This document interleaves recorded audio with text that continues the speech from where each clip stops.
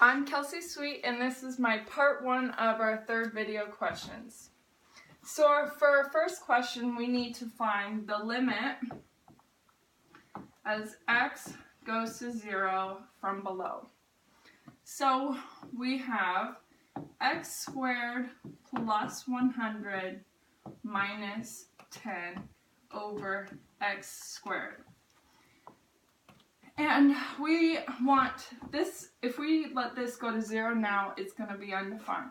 So we're going to multiply this by 1 in the form of x squared plus 100 plus 10 over x squared plus 100 plus 10, which equals limit as x goes to 0 from below.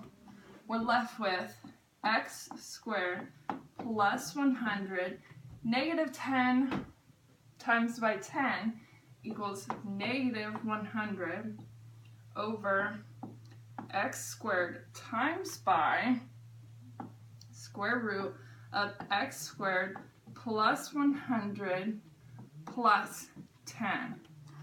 And now these 100s are going to minus out, and these x squareds are going to divide out, and we're left with limit as x goes to 0 from below 1 over the square root of x squared plus 100 plus 10. And now we can let our x go to 0. And 0 squared is just 0, so we have 1 over the square root of 100 plus 10. Square root of 100 is just 10, so we have 1 over 10 plus 10. So limit as x goes to 0 equals 1 over 20.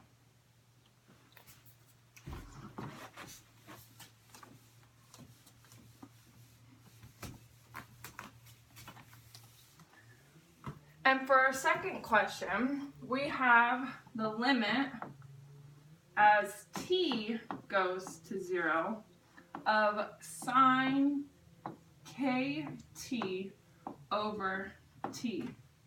And again, if we let t go to 0, we're going to get undefined. So somehow we want to bring this k down here because sine kt over kt will give us 1. So we're going to multiply this by 1 in the form of k over k.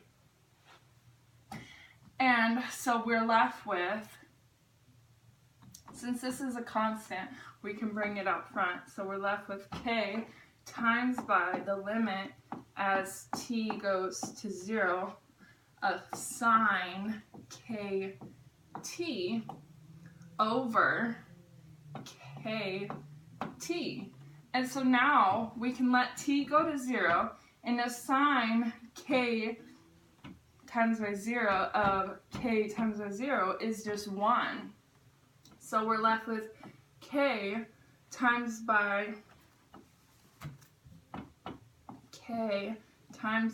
1 equals, answer is k.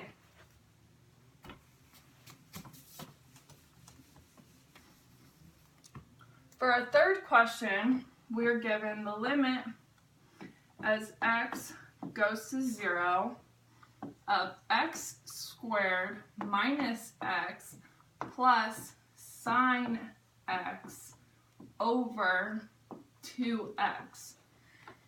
And we're going to separate each of these into individual parts. So equals limit as x goes to 0, x squared over 2x minus x over 2x plus sine x over 2x. And so this equals the limit as x goes to 0 our x's are going to divide out and we're left with x over 2. And then this is minus, our x's divide out and we're left with 1/2 plus sine x over 2x.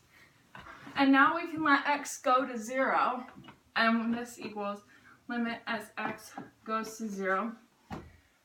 0 over 2 is just going to give us 0 minus 1/2 plus sine x over x gives us 1, but we still have this 2 down here, so we have 1 over 2. So we have 0 minus 1/2 plus 1/2 is just 0. So that's our answer.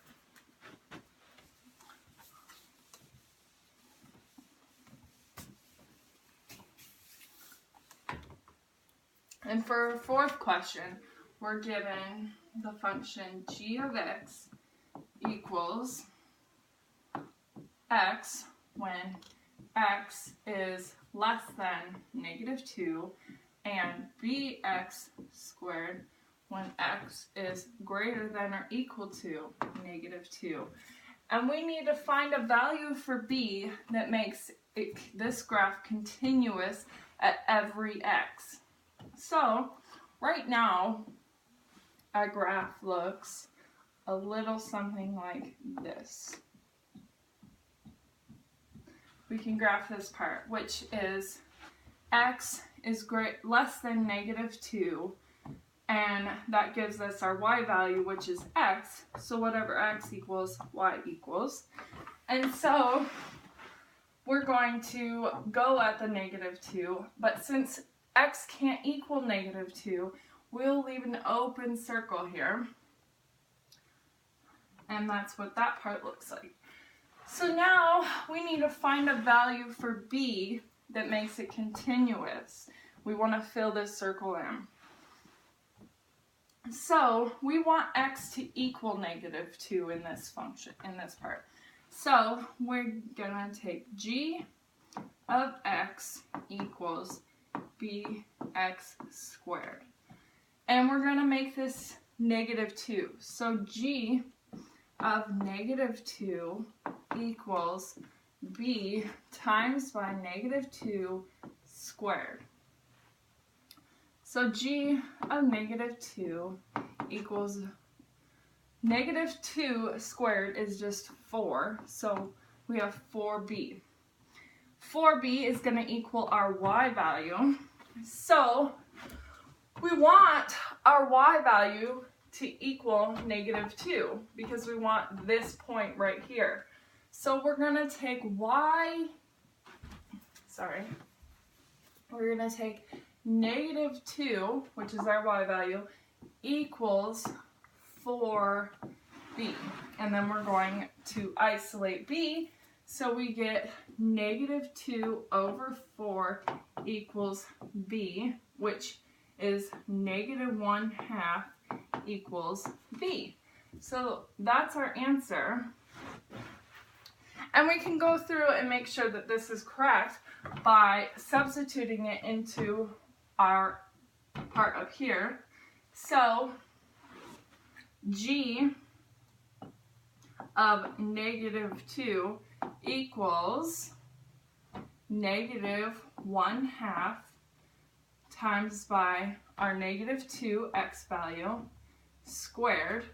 So we get g -2 equals -2 squared is 4, -1/2 times by 4. So our y value in this case is going to equal -2 because -1/2 times by 4 is -2. So we got our value here. And to graph this, we fill in our circle, and we know that that's what our graph looks like. And that's part 1.